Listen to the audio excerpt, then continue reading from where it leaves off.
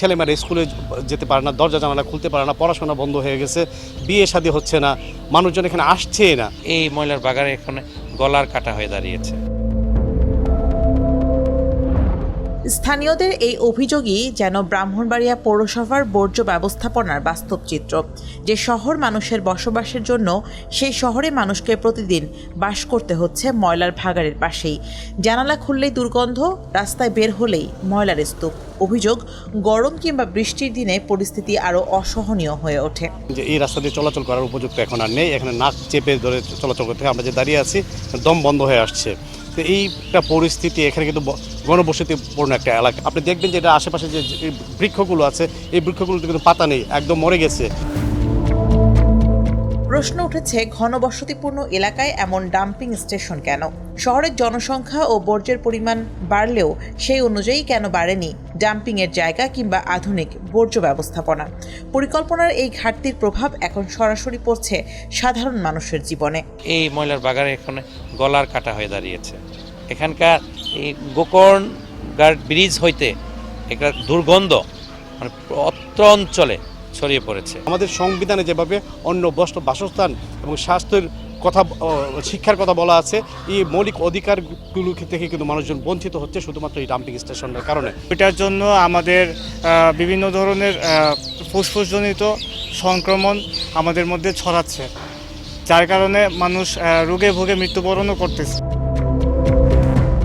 শহরের ছয়বাড়িয়ার মাত্র 1.3 একরের এই ডাম্পিং স্টেশন বহু আগেই ধারণ ক্ষমতা ছাড়িয়েছে। ফলে প্রতিদিনের বর্জ্যের একটি অংশ সড়কের পাশেই পড়ে থাকে। শুধু গৃহস্থলীর বর্জ্য নয়, একই জায়গায় ফেলা হচ্ছে মেডিকেল বর্জ্য। এতে দুর্গন্ধের পাশাপাশি জীবাণু ছড়িয়ে পড়া, মশা মাছির বিস্তার এবং নানান স্বাস্থ্য ঝুঁকির আশঙ্কা বাড়ছে। অথচ এই সংকটের সমাধানে প্রায় 2 কোটি টাকা খরচ করে নির্মাণ করা হয়েছিল বর্জ্য থেকে জৈব সার ও ডিজেল তৈরির একটি প্ল্যান্ট। কিন্তু উদ্বোধনের পর একদিনও উৎপাদন হয়নি জৈব সার। ডিজেল উৎপাদনও চলছে নামমাত্র। অর্থাৎ একদিকে শহরের মাঝখানে জমছে ময়লার পাহাড়, অন্যদিকে কোটি টাকার প্রকল্প পড়ে আছে অচল অবস্থায়। একটি মাত্র ডাম্পিং স্টেশন, এর বিকল্প কোনো ব্যবস্থা কিন্তু আমাদের পৌরসভা থেকে করা হয়নি এখন পর্যন্ত। কোনো না কোনোভাবে আমাদেরকে পৌরর যেই ওয়েস্ট প্রোডাকশন হয় প্রতিদিন, এই সবগুলোই কিন্তু আমরা ওইখানেই ফেলি, এবং যে পাহাড়ের মতো উঁচু হয়ে আছে সেটাকে আমরা একটু সমতল অর্থাৎ মাঠের মতো করে আমরা একটু নিচু করে ফেলছি। এটা ডিজেল জৈব সার এরকম একটি উদ্যোগ গ্রহণ করে এটা পূর্ববর্তী সময়ে আমাদের যেই পরিবেশ অধিদপ্তর থেকে একটি প্রকল্প নেওয়া ছিল, সেই প্রকল্পের আওতায় তারা প্ল্যানটা করেছিল।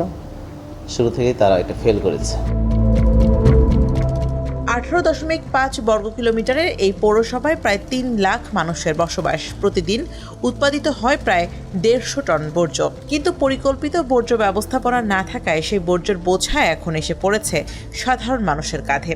স্থানীয়দের প্রত্যাশা সাময়িক নয়, এমন একটি স্থায়ী সমাধান যেখানে শহরও থাকবে পরিচ্ছন্ন, আবার মানুষও বাঁচবে দুর্গন্ধ ও স্বাস্থ্য ঝুঁকি থেকে।